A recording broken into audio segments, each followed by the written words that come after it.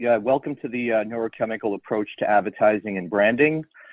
Lara and Julien had opted in with me to launch a campaign to help promote Staten Island.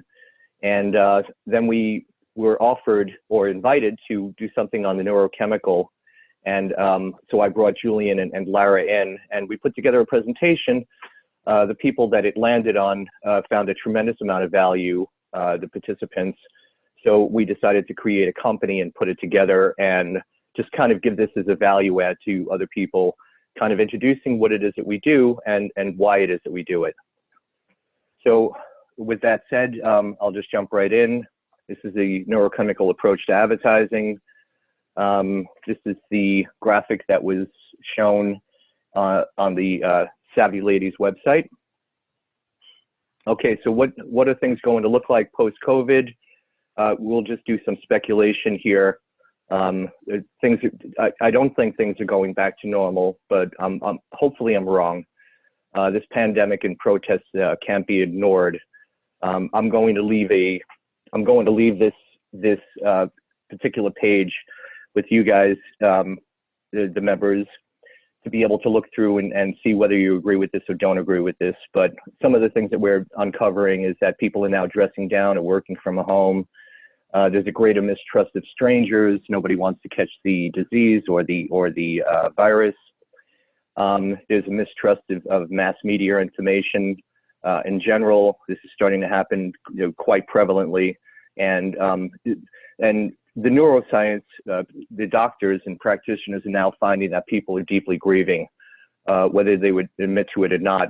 This has really created an impact on everybody. What is it going to look like post-protest? We don't know yet. We're still in the midst of that. But so far, probably about 8 or 9 African-American friends of mine that I've met have reported that BLM has definitely changed things.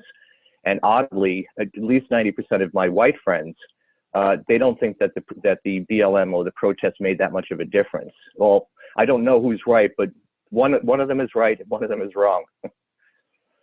Okay, if we had sum up the whole post-COVID, post-protest situation in one word, it would definitely be uncertainty. I don't know if you reverberate with that or not, but that's going to be our guess. So what is neurochemical advertising? And the reason it works. This is reason one. If we looked at this woman and I called upon you to ask what kind of emotion she's feeling, you could just hold on to that answer for a second. We see that her eyebrows are lifted, her eyes are widened, her mouth is tighter, her cheeks are lifted, and her chin is raised. If I were to ask you what emotion is she experiencing here, you would come up with an answer. You can hold on to that answer for now. She's got sunken eyebrows, her eyes are more serious, her mouth is drawn, cheeks flat, and chin lowered. When we smile, we are happy. When we frown, we are sad. Most people don't know why this actually happens. What happens is, from the scientific community, I've learned that neurotransmitters are released in the brain. These chemicals enter into the facial muscles, and then they travel down into the visual configurations that we understand to be smiling and sad. This is why we don't have to teach children how to laugh or cry. Laughing or crying are a neurochemical, physiological phenomenon. We don't have full control over them. They do exist, though. So neurochemical advertising, so that's the first thing in terms of like our smiling and our expressions that we have on our face are actually a violent reaction from the chemicals that are being released in our brain depending on the external stimulus. And this is what happens. These neurochemical releases are inescapable. They're also default patterns. These neurological occurrences, I found a use for them in branding, advertising, communications, design, and advertising. This is something called a formula. It's a lawyer had asked me to put together these, to put this into a system, and this is what I came up with a system. Now I was able to explain to him how I'm able to get like great results for clients, whether it's post-COVID or post-protest. This is human default patterns. So it's like a meta system. Reason number two, the common marketing assumptions that we find in marketing are, if there were logical answers to advertising and marketing, someone would have found them already. The fact is that no market has found all of them, and they just haven't found them. The other thing that happens is logic works really well with math and physics, these modes of thinking, when we need an exact right answer. Well, the fact of the matter is the marketing has 10 right answers, or advertising has 10 right answers, not just one. This means when it comes to logical decision making, buyers are primarily unconscious and make purchasing decisions emotionally. This link over here is I'm going to give this slide to you in the PDF, and then you can find out what's going on here. So for the sake of the presentation and the timing that's involved, we're just going to move on. But you'll have a copy of this, and then you'll be able to look at the actual findings and see if you agree. Reason number three is psychology versus neuroscience. We have a number of different things. So the ones in white are the neuroscientific things applied to advertising and graphic design and photography. And when you use these things, you get a much more successful, you'll get a much more successful campaign. You'll have people responding better, and you're developing fans rather than just buyers. So this is a bunch of different arguments for, I'll just go through one of them, like demographics versus psychographics. It's great to know where somebody lives, but if you don't know what's actually going on in their mind in terms of what they're looking for, you'd be able to advertise a lot better by knowing their psychographics rather than their demographics. And the same thing goes on for subjective and objective reality, the difference between selling versus marketing. Feelings are really where it's at. You want to be more effective than efficient, etc. So part of the thing that really engaged me in taking this neurochemical approach was finding out, this is a link to Harvard University's Dr. Gerald Zaltman, who uncovered that 95% of our buying decisions happen in the subconscious first. There's another, I think this is a Princeton or Yale survey where these buying decisions are happening emotionally. It happens a couple of seconds before you actually take out your credit card or cash and make a purchase. But that's in essence what happens. Some of the other interesting findings, this is from neuro-linguistic programming, where 56% of people are visual, 28% are kinesthetic, 16% of people are audio. And here's all the back data. By clicking these links in the PDF, you'll be able to find that. This is also a video describing more about this. Reasons number four, branding. This is something that I've been focused in on since 2007. It's a meta system for advertising, meaning it cuts to the chase. Here's some examples. Two things the United States does better than anyone: weapons of mass destruction and advertising and branding. I call it the greatest brand in the world.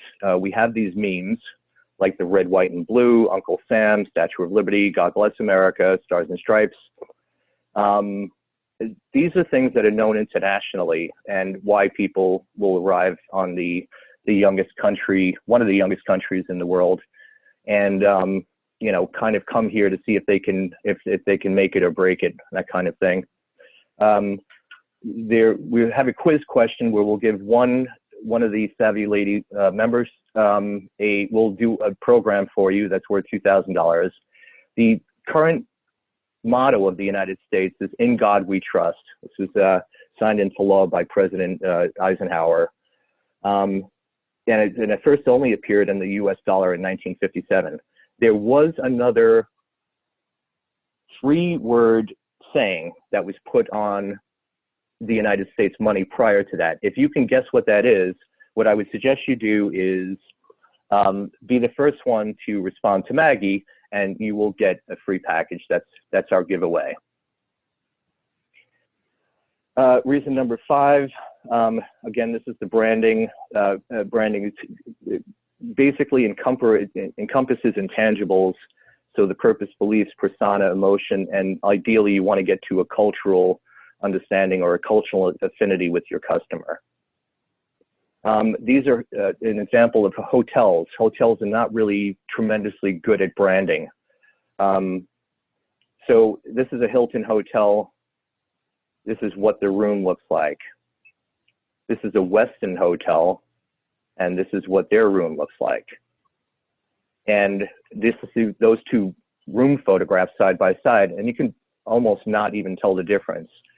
The reason why is because hotels are afraid that they're going to lose customers because they leaned in this direction or that direction.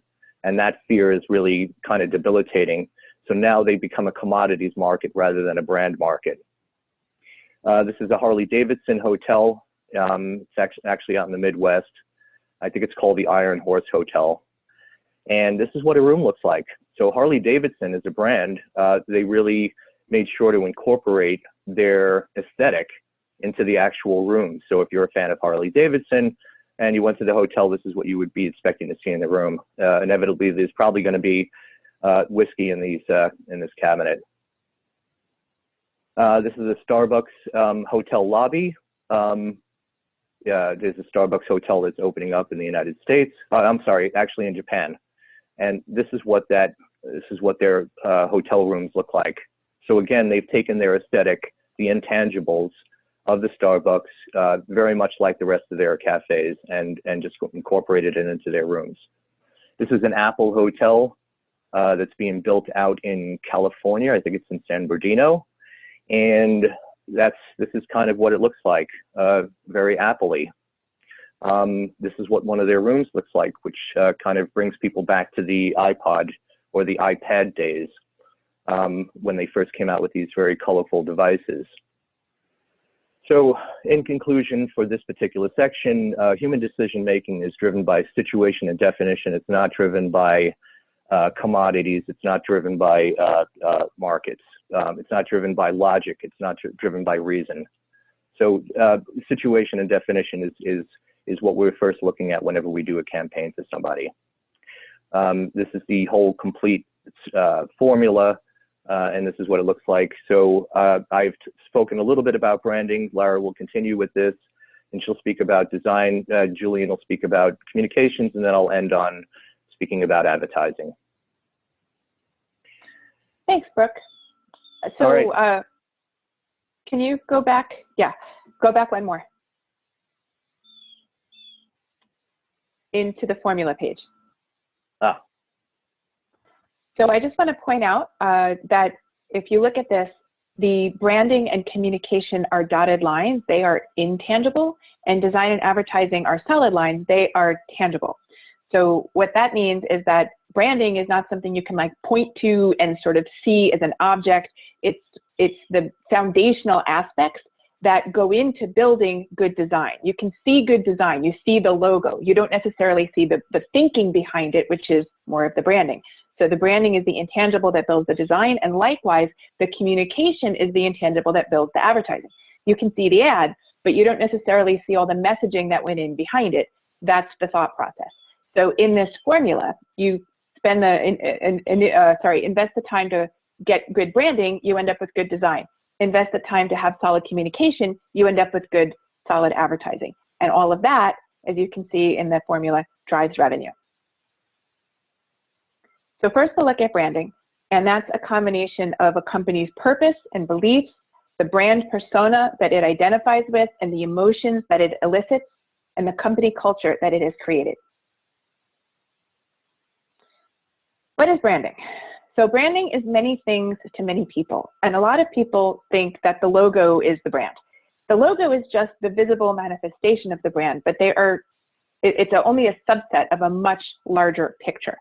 Branding is more the idea of who you are and what you do.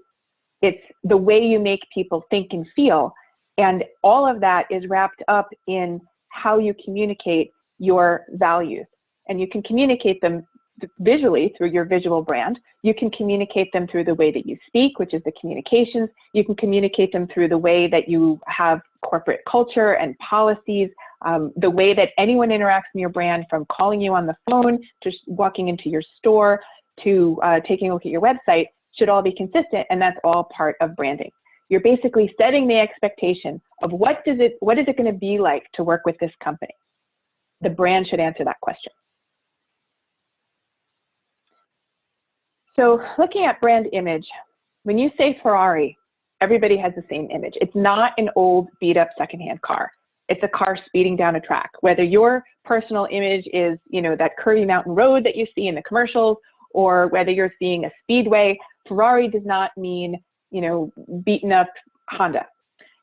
Performance is what performance is, as a certain, not only visual, but a feeling to it. When you think about a Honda, you don't get excited. When you think about a Lamborghini or a Ferrari or, a McLaren, you feel excited. So there's a brand around Ferrari that is not just that you can identify what it looks like visually, but you can picture how the Ferrari is used, and you can even picture how the Ferrari makes you feel. Businesses count on FedEx when it, quote, absolutely positively has to be there overnight. That was a slogan from the 80s, and 20 to 30 years later, people still believe that FedEx is reliable, even when it sometimes isn't. But its brand of you can count on it and reliability is so strong that it overcomes those instances when FedEx misses a shipment. And why do you get a totally different feeling when you think of Disney World versus Great Adventure? Everyone does. You definitely think of something when you think of Great Adventure. You have potentially been there. You have some idea that there's a safari involved. You might have thought about lots of roller coasters, lots of crowds. But Disney World is magical. Great Adventure will never be magical. And that is all due to branding. A brand promise is a short and simple statement that tells the customer what they can expect from your brand. Essentially, a brand promise describes the quality of the products or services and the customer experience that you're going to provide. And all companies have a brand promise. The brand promise becomes a brand experience. And the reason this is important is because a strong brand promise can command a premium price. Think about the difference between Starbucks, Dunkin' Donuts, and McDonald's. People aren't going to pay $4.50 for coffee at McDonald's. You're just not. But they will pay for it at Starbucks. Why? Because they know that they've got a cool lounge with some great music and an environment that makes them feel relaxed, or maybe helps them get into a work mentality if they're tired of working from home. Back in the day, there used to be meetings at Starbucks. There's a feeling to going in Starbucks, and people will pay more for the coffee because of the promise of what it is like to drink that coffee in Starbucks. It's a different feeling when you go into Dunkin' Donuts and a different feeling when you're running in and out of McDonald's. And Apple, think about the fact that Apple can charge like double sometimes what you can get for a PC or an HP or a Dell. Why can they do that? Because people have really bought into the brand promise of Apple. They have this idea of the experience. Anyone who's ever opened an Apple product looks forward to it because there's this like sleek white box, and you lift the lid and the packaging is beautiful, and the whole experience of taking the product from the box is beautiful. The product itself is beautiful. And part of that is what you get when you're paying more for Apple. And you do that because the brand promise is, I'm going to have an amazing experience with beautiful products, and I am going to, that's sort of psychologically, I am now in the same, Apple is sort of like an aspirational brand, and people aspire to be as cool and as sleek and as high-end as Apple. You don't really have that aspiration to be a Dell laptop.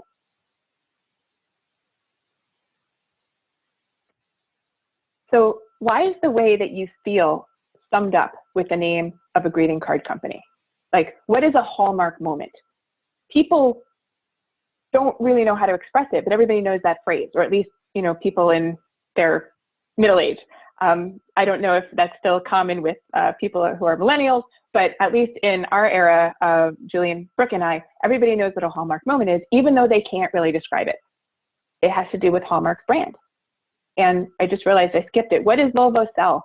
Some people will say cars, but Volvo's done such a good job branding their key attribute that when I say, what does Volvo sell in a room of people, some people just actually say safety, because it's true. Volvo is really selling safety. You get a Volvo when you want to have a safe car.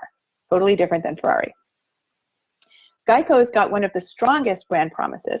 Save you 15% or more on car insurance in 15 minutes or less. We've been hearing that for decades. And that's always remained the same, despite many different ad campaigns. You've had your gecko ads, your caveman ads, the hump day camel ads, the squealing pig, Pinocchio. Everybody's got their favorite, but underneath it's the same brand promise, and everybody knows what it is. And lastly, people think about it differently. If you think I'm going to take a Southwest flight, it's a different image in your head than I'm going to take a United flight. One of those companies is going to offer you kind of a folksy and fun experience where you might hear the stewardess singing instead of telling you the directions of her safety instructions, and you might be asked to clap for someone who's turning 100 years old or somebody returning from the military. And one of those companies is going to give you a really professional lounge, a nice meal, some privacy. It's a totally different experience, and everybody knows, without me even saying so, which one is Southwest and which one is United because of their brand. So next we'll look at design, which is a combination of the shape and texture and style and fonts and colors that go into a brand's standards, as well as its logo and the icons that it uses in its design to represent itself. There are many ways that a brand becomes tangible, and the most visible is through its design. That's what you see. It's most commonly manifested in the logo, but it can also be seen throughout, business card, PowerPoint, website, newsletter, signage. Everywhere that the public comes in contact with your brand is an opportunity to, everywhere that the public comes in contact with your design is an opportunity to reinforce the brand. And if you're not paying attention to each of these design elements, that at best, you're missing an opportunity to strengthen your brand. At worst, you could be working against it. If you're doing a do-it-yourself design, you could be doing a disservice to your brand. You could be undercutting what it is that you're trying to say by something that doesn't look professional. Here's some examples of visual designs that are so strong that you know exactly which companies they are, regardless of the actual name of the company. These all say cult, but I bet if you looked at these, you could name at least half of them, if not more. You've got Nike and IBM and Lego and Coca-Cola. It's the strength of the design that carries that through, even though it doesn't even say the name of the company. This is why good design is important and consistent branding. So Goodell is a client that we worked with recently, and the top one is their old logo. This is a logo that their founder had made himself when he started the company 25 years ago. And it looks like a very dated design. It looks very homemade. It doesn't give the feel of who Goodell is today. Today, Goodell is a 30-year-old company with clients on 3 continents, offices on 3 continents, clients globally. And you don't get that impression from the top logo. They initially hired us to redesign their website, but I told them that if we didn't start with the logo, we weren't going to get where we needed to go with the website. You can't have a contemporary website with an old clunky logo. So it took a while, but I got them to see the logic, and they allowed us to do a logo redesign. Now, Goodell works with imaging and vision products, so we came up with a graphic element that represents a camera aperture, and it uses the RGB color space of video. It definitely could be a global company with offices on 3 continents. This is their website. And these days, in the days of COVID, your website is really now your business card. You used to be able to meet people in person and form such a strong attachment to them or make such a strong impression that they've already decided they wanted to work with you before looking you up. They may go and look at your website as a matter of courtesy, but they've probably made their decision already just on the in-person bond that you guys had, the great meeting, everything you said about who you are and what you do. And checking you out on the website was kind of an afterthought. Just wanted to check your credibility. These days, your website is where people go because we meet people over Zoom. We can't make that tight in-person bond the way we used to. We're meeting people as little boxes, kind of all the same. We're not having individual conversation, which is what fosters those bonds. We're having group networking conversation. And as such, you don't really remember people individually. So you go to their website and check them out. And if your website isn't saying the right thing about you, you're turning people off. So this is their old clunky website, which looks like it was made in a garage somewhere. It looks like the company is operating in a garage somewhere, very homemade looking, very, last decade or even 2 decades ago. And now, go ahead, Breuk. This is the website that they got, which is befitting a company that is looking to not only expand globally, but also sell. And the cool thing about this project was that part of the initiative was to position Goodell for sale so that it would help build brand equity to actually have good branding. The old look and feel of Goodell was not attracting investors. The new look and feel of Goodell has a much stronger brand promise. It has built the brand equity of the company and is definitely helping him get more investors to the table. So now I'm going to turn it over to Julien, who has had 15 years working as a professional photographer for notable clients like Jeff Bezos, National Geographic Traveler, Georgia O'Keeffe Museum, and more, and she's recently named one of New York City's top 10 lifestyle photographers. Julien. Thank you, Lara. Hello, everyone. So I want to talk to you a little bit about communication, because that is a key factor in your branding strategy. And how you communicate your unique story involves various components, from the combination of your voice to your messaging, the personnel and staff that work for you, your lexicon, and your imagery. All these things come together to create the client experience and the impression of your brand. So what I would like to focus on for the next few minutes here is imagery, because honestly, it sounds cliche, but it's true. A picture really is worth 1,000 words. So as a photographer, there's some various things that I look at when I'm working with my clients, as well as a visual brand advisor. And these are kind of my go-to checklist. I look for things that help make the brand stronger through their imagery and create that story and that strong presence. So your images should, first and foremost, tell a strong story and have a unique visual voice. It's your story and it needs to come across. There needs to be a story there, for one. We'll focus a little bit more on that momentarily. Two, it should match the tone of your brand and be cohesive. If you're saying one thing, the images need to match up, the words and the visuals all need to come together to be cohesive. Third, it should have a palette that works with your brand colors. You don't want that contrast. The images should factor in that tone and coloration. Four, engage and welcome the viewer. You want to invite people in. As Lara said, people don't get to meet in person as much these days, so we are inviting them into our website. So you want to have that feel like it's that visual handshake. Five, to be high quality images. Can't get away with the iPhone shots anymore, folks. They really need to be professional, high res, high quality, and well shot and executed. Six, they should evoke emotion. When somebody comes to your site, you want them to kind of have a feel for what is it like to work with you? What is your business about? What is that emotion you're trying to convey? Seven, show diversity. The images should show diversity not only culturally, but also with the images. And what I mean by that is you may have some portraits of yourself, you may have some of you working, but there could also be conceptual shots or maybe some architectural shots that factor in. There just needs to be a bit of variety, so it's just not a one-trick pony. And lastly, I look for the 3 C's, what I call 3 C's, which are color, clarity, and contrast. So let's start with the case study here. I came across a client that wanted to hire me, Peyote Designs. They were a very high-end Native American jewelry wholesaler out of Santa Fe, New Mexico. And when I initially went to their site, it kind of looked like this. It was very blah. Brooke, you can go ahead to the next one. It was just very uninteresting. There's no brand story. They have a vast array of jewelry, but you would see just shots online that looked just very ho-hum. Sometimes you do need to shoot on a white background if you have to do line sheets, but your website should not look like a series of line sheet images.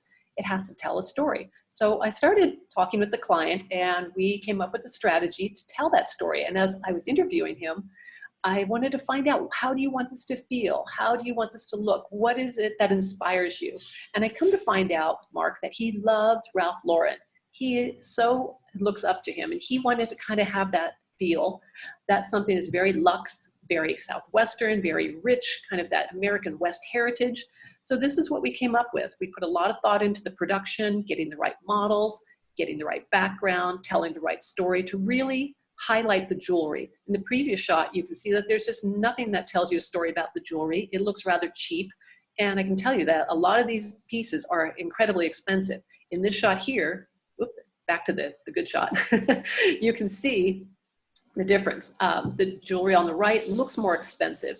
Everything here is done thoughtfully, from the coloration and the palette of the background, that kind of gold against the turquoise, to the model. She looks like she's having some fun here. We're showcasing the jewelry, and we're starting to kind of build in this Ralph Lauren feel to their story.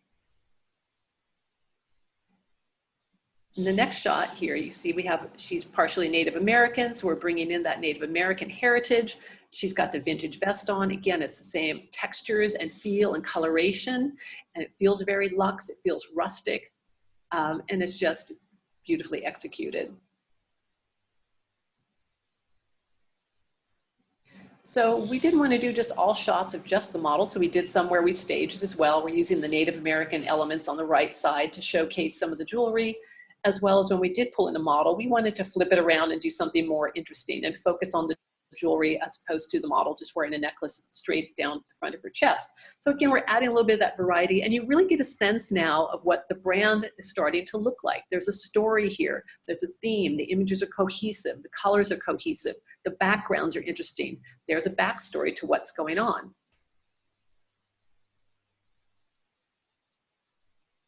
So for one of their ads for the trade shows, which is how they make the bulk of their income, we put this together, and again, it's got that Ralph Lauren feel. It looks luxurious, and they saw a 30% increase in their revenues, and just by having better images that really elevated their brand. It made a huge difference for them financially, and it really set the tone. Now they're able to sell more online to other customers besides wholesale. They've gone online to go retail. So they've done well with this.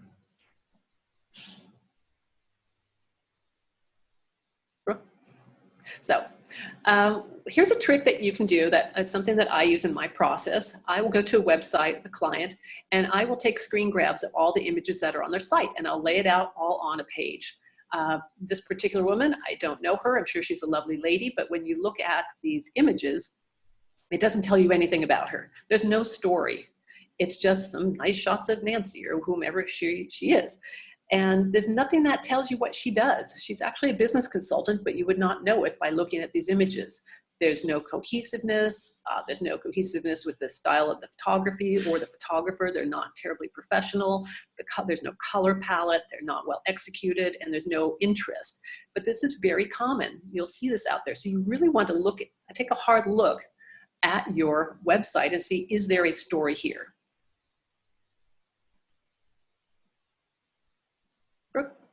Great. Sorry, we have a little delay time here. So one thing you can do, you might be thinking, all right, I have some shots myself, but I can't necessarily afford to do a photo shoot right now, or because of COVID, it's a little more difficult. But you can go to Getty or Adobe Images. Any of the stock image houses out there are a really good resource, and honestly, you can get stock so cheap these days. It's a great way to create diversity and interest to really enhance your story. So often on business people's sites, you'll see a picture, that ubiquitous picture of a computer. Well, you might want to convey other things that talk about working together as teamwork or bright ideas or innovation. And stock will help you do that, and it will make your site look a little more luxe. It'll look more interesting, and you can kind of play with this to work with your color palette and just up that level of just kind of how you are being perceived out in the market. So some of you may not have a product line. You might be a solopreneur, and all you have that you really need is a bio shot. Well, you can still tell a story with your bio shot, and it should tell a story. Again, not just on that plain white background or gray background, which can look like anybody and everybody. You want to be thoughtful about that. One of the things I do with my clients is I am shooting them, I get to know them a bit first, and we talk about different adjectives to describe them, and I get a sense of place and a sense of feeling for what they're like, and I match that background to that person's personality. So Amelia on the left works for a company as an executive. She didn't want to have their in-house bio shot, so she hired me to come up with something. She's very contemporary, very minimalist, very chic. Everything with her is black, white, and gray. Found the background that was right for her. It focused on her, but it gives a sense of interest. It gives that contemporary feel, and it's very clean, which is very emblematic of how she is. Kim on the right asked me to do a portrait for her, and Kim is very much into Black Lives Matter and empowering Black businesswomen and the community as a whole. So as I was walking around scouting after the riots, came across this boarded up wall which had some beautiful art on there, and I saw this and went, oh, I think Kim's going to go for this. I think she'll love this. And when I showed her the background, she went, yes, you nailed it. That's exactly what I would like to shoot in front of. So you can see with her shot, the military kind of jacket, she comes across as a strong, powerful woman. She's got the fist on her t-shirt. She's got a strong body position. The background's interesting. You can tell a lot about her just by her bio shot, and there's really a story there. So it's an easy way to do this, to just take that extra step to be more creative and to tell your brand story, whether it's personally or whether it's for your company. So let's look at another case study quickly here. Eastmark Development was a suburban community that I shot outside of Phoenix. And why I like this case study is it shows a business that really understands their brand, and they knew exactly what they wanted, and they communicated that so well to me that my entire team, from the wardrobe to the stylist to the talent, everybody, we knew exactly what the client wanted and we delivered on it 100%. Here's what they delivered to me in a mock-up. They said, this is what we want. This is how the ad is going to look. We want you to execute this exactly. And that's what happened. Next shot. You can see, basically they mapped it out for me, and that's what they got. Same with the next one. They wanted this particular setup for another scene, and we replicated that. So that's an indication of somebody who really knew what they wanted. That's what the client wanted. That's what the client got. They were very happy. Last case study here, Santa Fe Weaving Gallery. This is a beautiful boutique that's been around about 40 years, and they have weavers from around the globe that create these unique, very expensive, one-of-a-kind, beautiful wearable art. When the new owner came in, she wanted to kind of have that more of a Japanese aesthetic, and she really wanted to have better quality imagery and to just kind of get her vision incorporated into her new business. This is what she was starting with. And as you can see, there's just no there. White background, the model is trying to show us the jacket. This is not really selling the clothes. There's no story. We don't know where this is. It could be anywhere. There's no real brand story here. So came up with the next shot after speaking with the client, and we wanted to incorporate a little bit more of that contemporary feel. There's a little bit, it feels a little bit of Japanese influence here, and you can see it's a much stronger shot. That background makes her shirt pop. The model is age appropriate for that client base. The little tree element just adds some natural interest to tie in with the natural fibers that they use in their products. And the next shot we did was in New York. So she wanted to cater to a little bit more of an urban client in Chicago or New York. So we shot in the city. And next one. So even while I was indoors in a studio, because it was the middle of winter, we still want to add some interest with the props and background, but yet still keep that clean, simple line, but really highlight the clothes. And you get a sense of place that this place looks like they have some fun, unique, and interesting clothing. She was able to also elevate her revenue stream with the better imagery as well. So you're really investing in yourself and your business with good imagery. I'm going to leave this with you. You'll get this in a PDF that we'll be sending out. So when you do your next photo shoot, these will be some things that help you to ensure that your shoot goes smoother, and maybe some things that you hadn't thought of that are really important to help you plan out for a successful shoot. So just to kind of wrap up a few of the takeaways here. Know what your brand story is that you want to convey. It's key. It's your story. No one gets to tell it like you will, because it's all about you and your business. Find the right photographer for your needs. Photographers are not a one-size-fits-all. There's food photographers, wedding photographers, architectural, corporate, conceptual, on and on. Find the right one that's the right fit for your business. Create a shot list and storyboard of your images. This could be just little squiggly stick figures if you have to, but kind of create what that story is so you can communicate that and work with your photographer or your team moving forward. Ensure that the backgrounds contribute to the story. That's a very important factor. That's one of the first things I look at when I shoot anything is the background. Then we add on. It's a matter of layering. The wardrobe and props should all work with your brand image as well as the color palette. And finally, add diversity with your images culturally and just in the different variety of them, if applicable. So what's next? So with social distancing and COVID, this takes on some different considerations. And I'm going to hand this back to Breuk, who will elaborate a little bit more on that. Breuk, take it away. Thank you, Julien. So this is that earlier slide that I showed, you know, regarding post-COVID, post-protest, is some of these things. This is also going to be in that PDF that we hand over to the group for you to be able to cull through this, see if there's connections or disconnections. Then we'd welcome any kind of comments that you would have or feedback. All right, so we'll go into the advertising section, which is generally about positioning, creative, medium, value, delivery. When I say advertising, I don't mean just traditional or bought media. We're talking about something, there's plenty of innovative ways to do it with like $50. I could take $50 of yours and, you know, triple that money in a small amount of time. So back to the presentation, the human decision making is actually driven by relevance and definition. If I made your product or service relevant to the customer, defined how that is and what it would be, and then how it would look in their lives. So and how to spot it in everyday life. This is just some examples. You know, you walk down the street and you'll see these signs outside of these sandwich boards outside of cafes. And when they say something like this, you know, we are open, really doesn't say anything about what the business is and what they stand for and what they do. It's like, great, we're really happy that you're open, you know, but that's all it is. Then we might see something like this where the cafe is open and they have lunch and brunch, but it still says nothing about the flavor, the feel, the personality of the owners. It says nothing about the business. Here's another one, you know, open wine and tapas. All right, so if you like the logo and you like this and you like the lettering, you might walk in, but I don't find it particularly inspiring. Another one is, yeah, here's another one.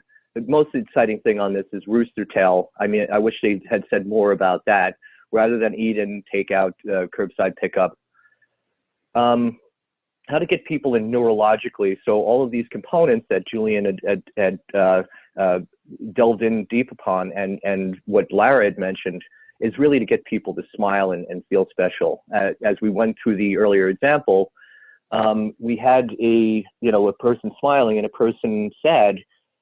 You know, you want to be able to operate that from a sense of chemicals, and I think humor is a great way to do that. And these cafes have done really well with these kinds of, you know, offers where, you know, you could think about particular audiences and particular markets. These are my favorite signs that I've seen on sandwich boards. Today's offer: buy any 2 drinks and pay for them both. So they're not really offering you any kind of deal, but that would be a fun bar to probably walk into. This is for a cafe. Sweet dreams of made of cheese. Who am I to disagree? I just think that's funny and clever. Would I walk in on that? Sure. There's something interesting and very inviting about it. Happy Minute, all drinks half price from $2.59 to 3:30 p.m. every day. I think that's funny. It means you got a minute to get a drink at half price. I'm sure they'd probably send that, but it's a good way to get people in off the street. Come in and try the worst meatball sandwich that this one guy on Yelp ever had in his life. That was in Williamsburg. This one: unattended children will be given an espresso and a free kitten. Meaning if you come in and you leave the kids in, there's a threat of really setting them off onto a whole type of thing that kind of torture the parents. So yeah, I find all of these examples to be pretty powerful in terms of like getting people to or being able to convey an idea out to a customer where you can make them feel and feel seen, and you're coming up with something that's very real. This is from a business consumer model. There's three main types of advertising media. We concern ourselves with the middle one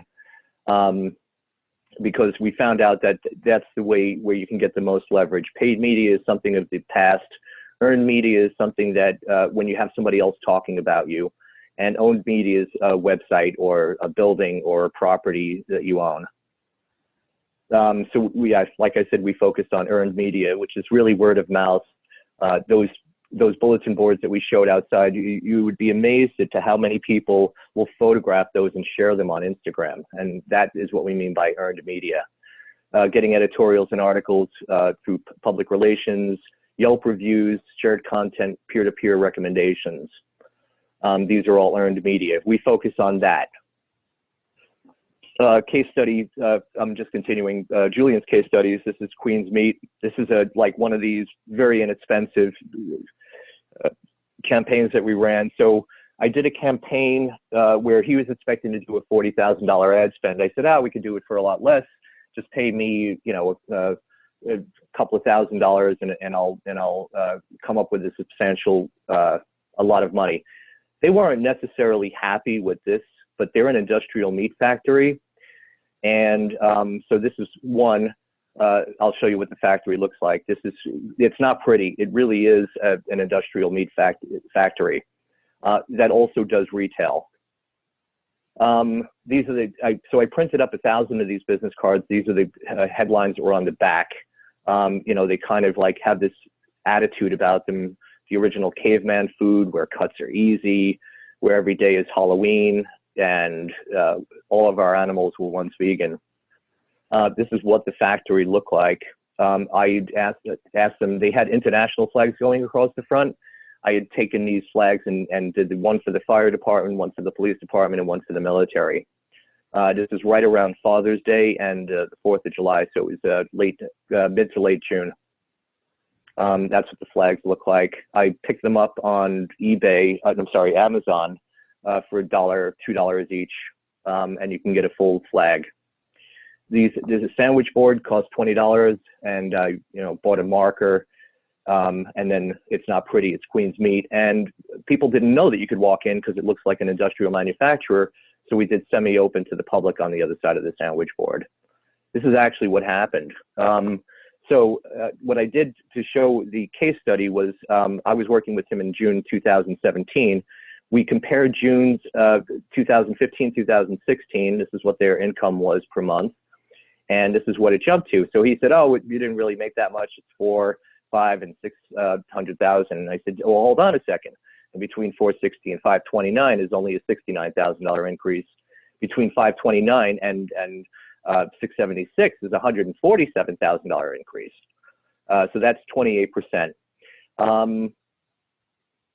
We ended up coming up with, I'm sorry, it's not 147, actually it should be 87,000. Okay, so what ends up happening is the materials, they cost in total for the 3 flags, the business cards, and the sandwich board was $149. The agency fee was $1,500. And so we increased their revenue 28% gross, which they had a 15% gross increase anyway. The total amount that was created was $87,800. The reason why I knew that would work is because I understand the chemical system that's going on in setting up different types of emotions and different types of things that we could be leaning into. We're making them smile on the back of the business card. And we have, so this is kind of the code as to what's going on and what chemicals are actually operating. I spent about 7 years putting that together. Also, the verbs and the language that we use all have, turns out when you read something, you read it in your head, and this is what actually lands on people. So these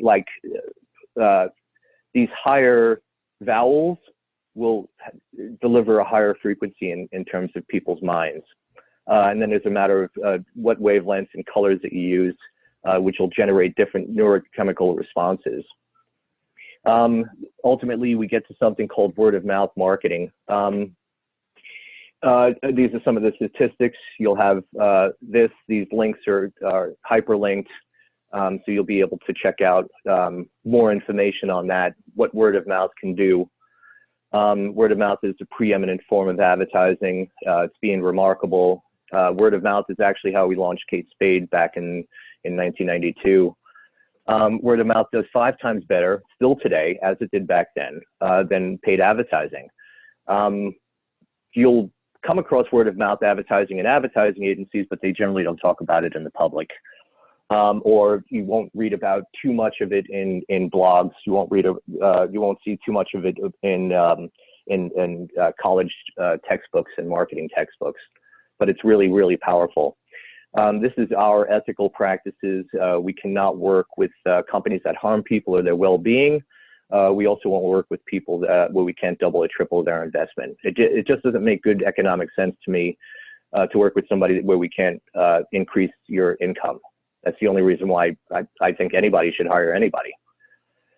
So some of the questions that we ask business owners is, what are you doing now for your advertising and marketing? What kind of photography do you have? What kind of design do you have? What could you be doing that's better? Who do you want to reach, and what would you like to do for them, for your customers?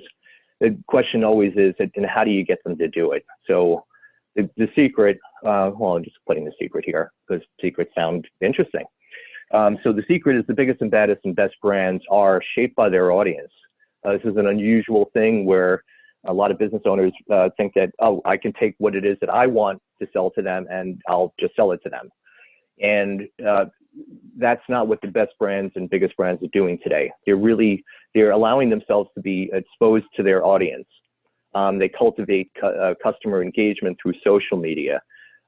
They become subservient to their customers' relationships, whims, and desires. You'll hear stories about Oreo and how they've changed some of their flavors or added in extra white cream in the middle, or that Reese's has realized that people would rather have more chocolate than peanut butter.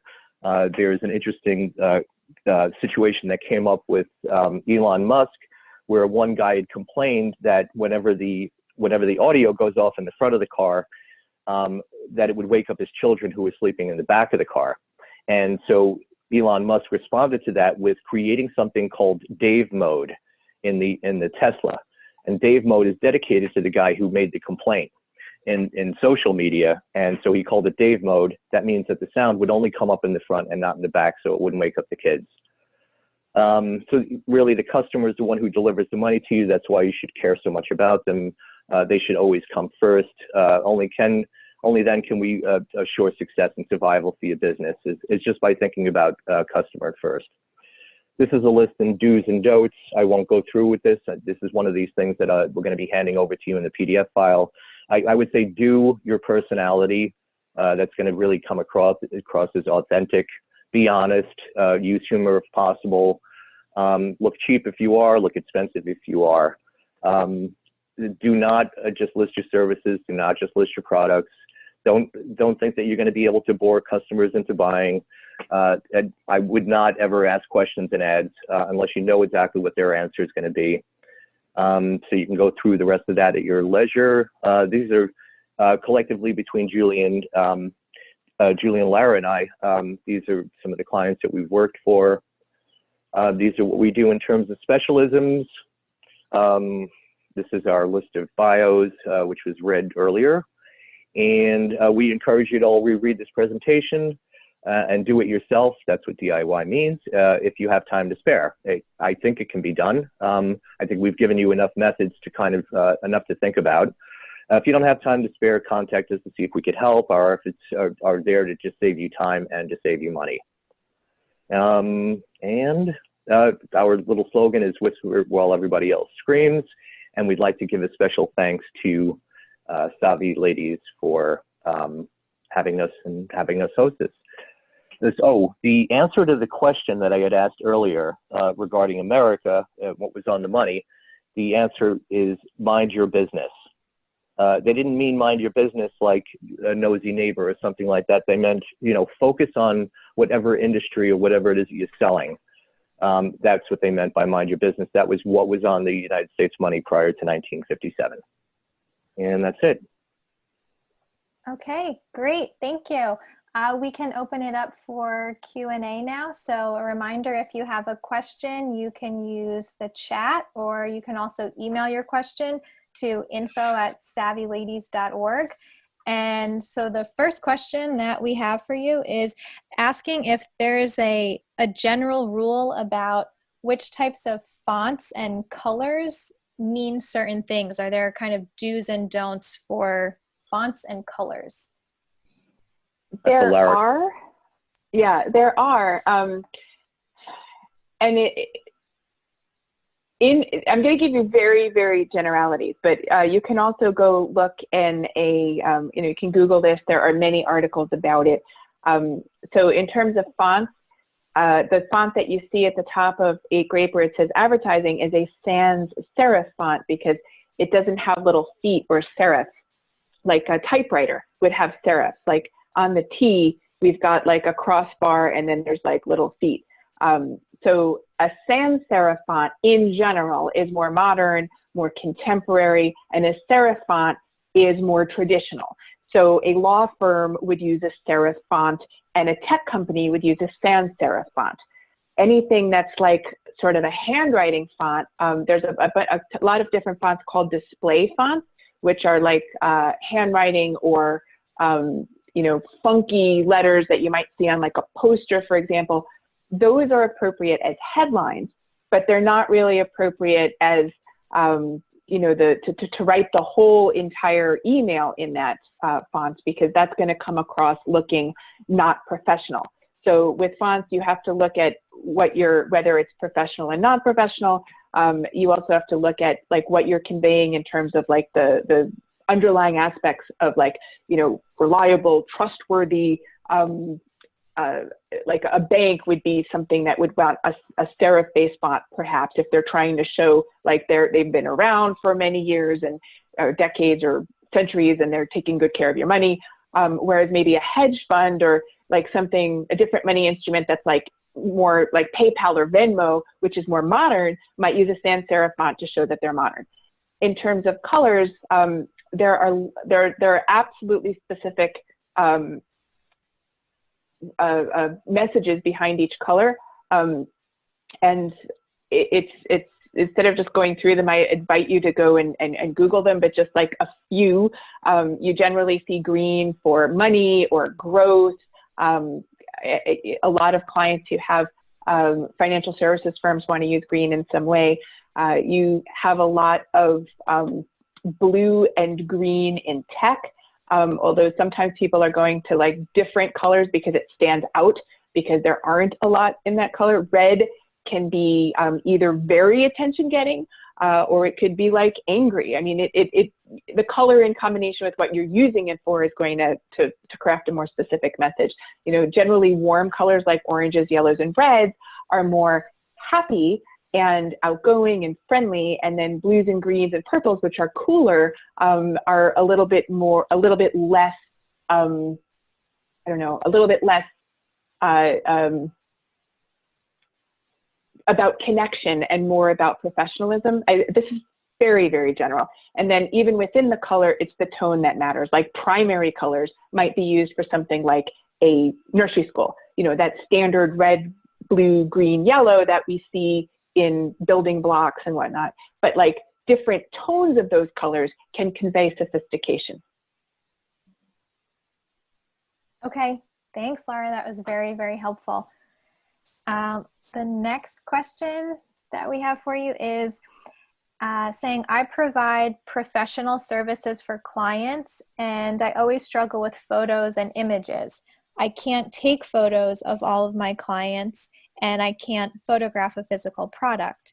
I've used stock photos in the past, but I don't know if they're truly representing my brand. Do you have some tips for me for my website?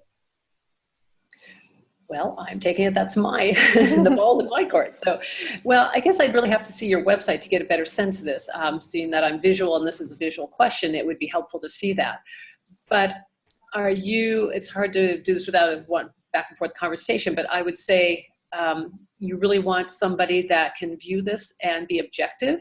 It's hard to edit your own website. It's hard to edit your own images, even for myself as a photographer. I usually bring somebody in to have an outside opinion, just so you can get that fresh set of eyes. When you say you're taking photos, I'm not sure if you're doing things with an iPhone or a small DSLR, or if you do take professional level quality photos. But first and foremost, you really want to ensure that you are telling your story. And it sounds like you do have some limitations as to what you might be able to shoot.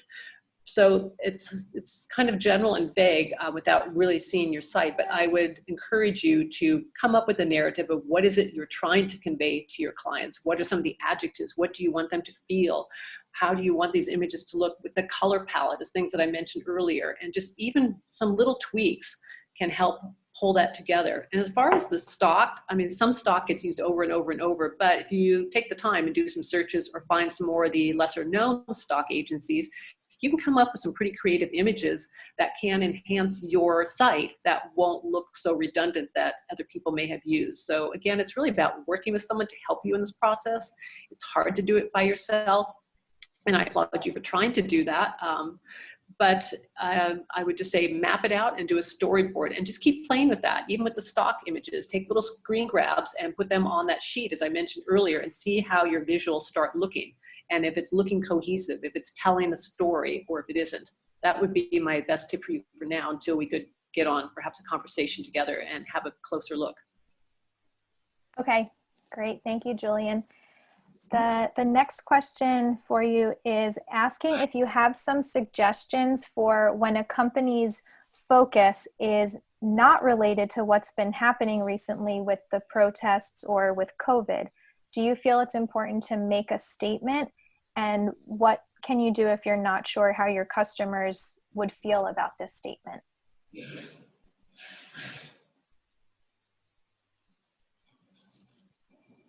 Brooke, I think that sounds like a Brooke question.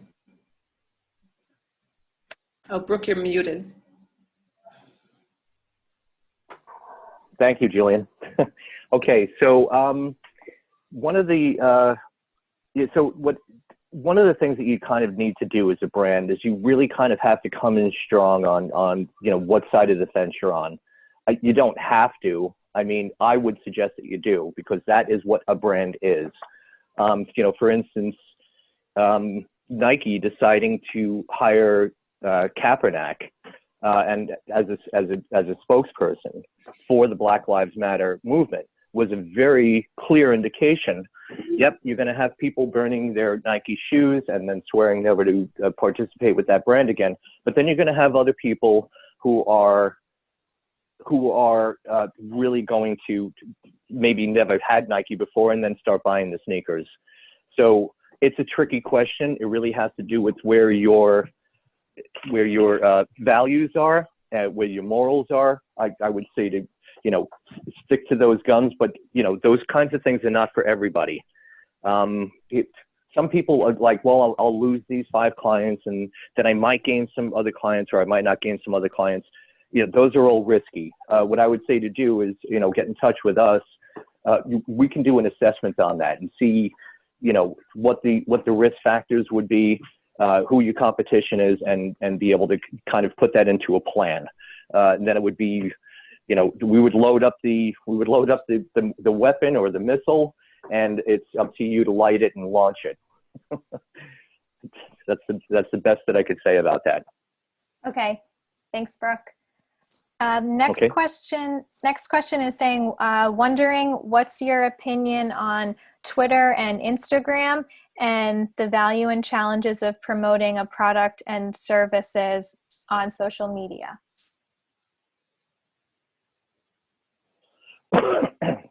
I think that might be me too.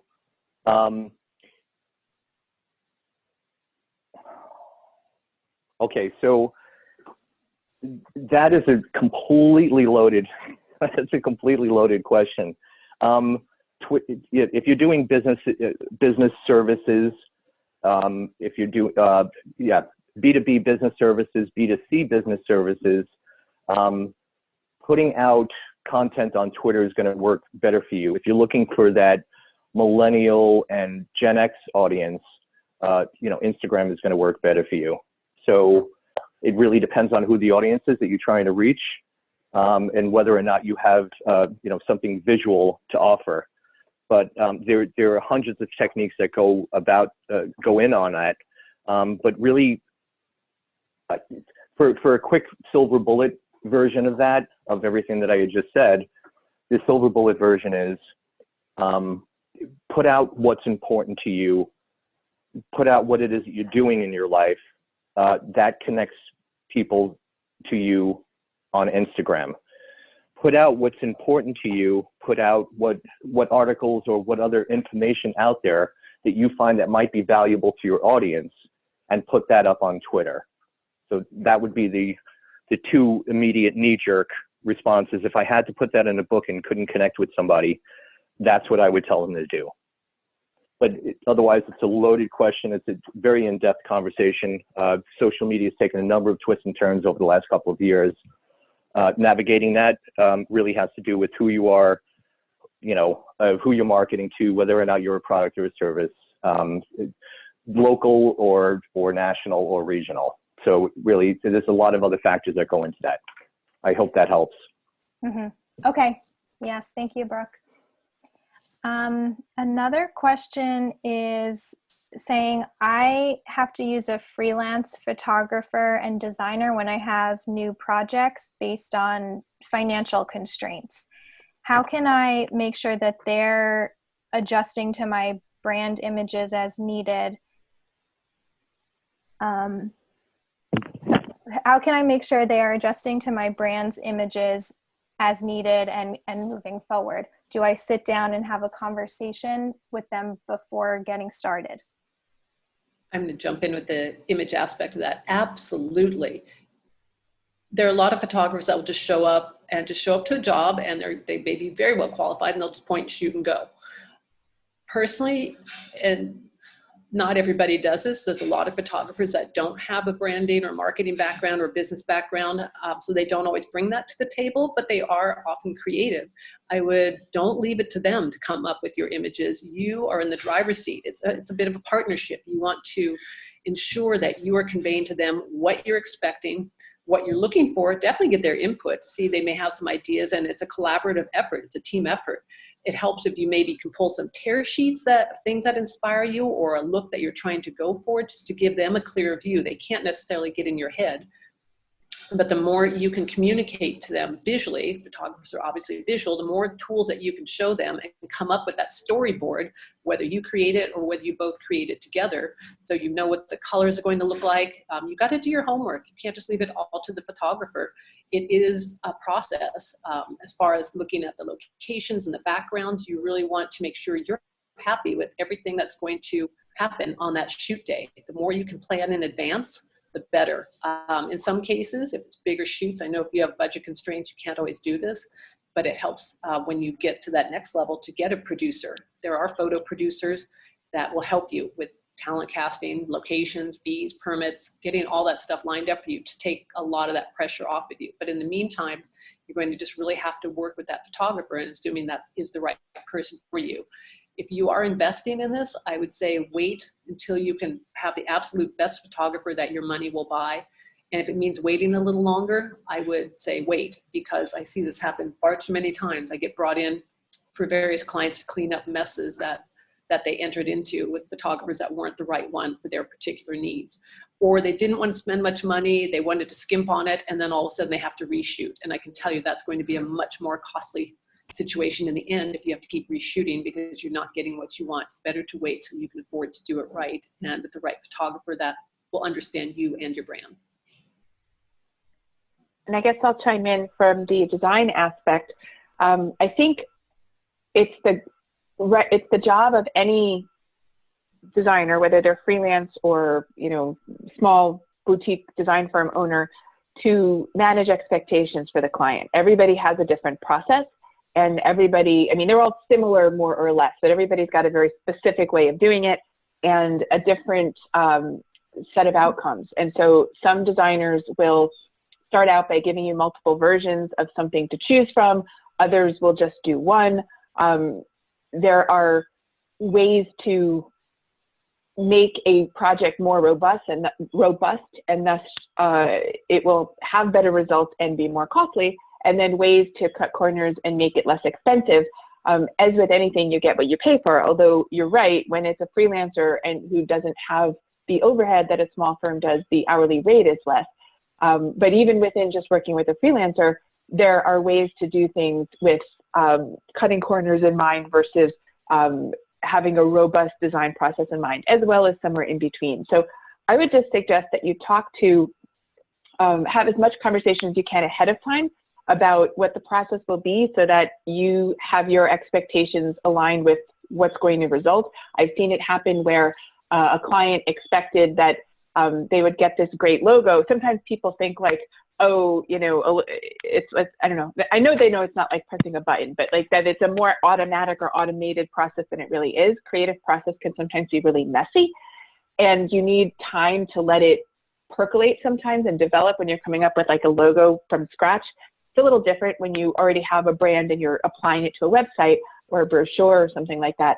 But it's, some people will say, well, I'm going to give you 3 different versions and you're going to choose one, and then that's really it. Like, we'll make a few tweaks, but that's it. And other people will say, well, I'll give you 3 different versions, and then you get like 3 rounds of revisions. And when the expectations aren't laid out clearly ahead of time, that's where you get into trouble. So I would just make sure to be very clear about limited budget and figure out not only how many versions of something you might see, but how many sets of revisions there are, and what are the things that might add to the project budget along the way. Because a lot of times there are, you know, what we call scope creep, which is where unintentionally suddenly the designer is spending more time, and so the scope of the job is creeping up. And if it's a flat fee basis, that leads to resentment on the part of the designer. And if it's an hourly basis, that leads to unpleasant surprises on the part of the client. So having a good idea of like, what is it that may drive the budget up, and keeping the client informed of any decisions that, or sorry, requests they make that may drive the budget up, and having that budget discussion before the work happens rather than afterwards helps keep that budget down as well. Some freelancers are not as comfortable talking about budget as small design firm owners, and I've found in working with a lot of them that they have a harder time, unless they're in a really good relationship with the client, in regulating that. They just don't feel comfortable talking about money, or they aren't going to push back when they should. And then when the client keeps asking for one more thing, and then suddenly they just, you know, the designer's like frustrated and, okay, fine, I'm billing you for all this time. So in order to make sure that everything goes as smoothly as possible, which is really the best way to keep the cost as low as possible, having those conversations up front about process and what impacts budget will really help things go more smoothly. I understand that you're probably working with the same people over and over again, but I'm saying this advice for everybody on the phone who has to go find a new design firm, because I think it's sort of universal advice. Mm-hmm. Okay, thanks, Julien and Lara, for answering that. And we have one more question, if you have time for one more. Sure. Yeah. Okay, this last one is saying, what's one simple thing I can do to encourage earned media / word of mouth advertising for my business? Should I take that one? Sure. Yes. Okay. I would spend less time putting up content and more time messaging people and liking their photographs and engaging them. It turns out that one of the campaigns that I'm running for another business, they never do that. And so they get on average, 2 or 3 likes, or maybe 7 or 10 or 12 likes, and they don't get anything more than that. However, so the first thing I'll do is I'll go into their account and I'll like at least 100 of other people's photographs. What happens is when you see, people are like addicted to these likes, and it acts as a shot of dopamine, which is this pleasure drug. So what happens is all of a sudden I get a notification, oh, somebody liked my photograph. Oh, because I'm so great. That's why they love it, or that's why they liked it. So what I do is I tell clients, I said, no, I'm just handing out dopamine. I'm just tweaking people. I'll go to somebody else's account and like, 6 or 12 of their photographs. And when I do that, the next time that they log in to social media, or they log into Facebook, or they log into Instagram, they'll see that somebody liked a whole bunch of their things and your name is showing up there. So now you get associated with that pleasure, you get associated with that dopamine, and that is where to spend the time. So I would spend probably an hour putting up a post, but then I'd spend the next 6 hours or 5 hours making sure that I'm liking other people's things, finding out what's current, finding out the other hashtags, or the other hashtags that people are using, and just going around and liking people's stuff. And then the thing is to kind of do that consistently. So when you do get somebody that's managing your social media, They should be spending more time liking other people's stuff rather than trying to direct them to your stuff.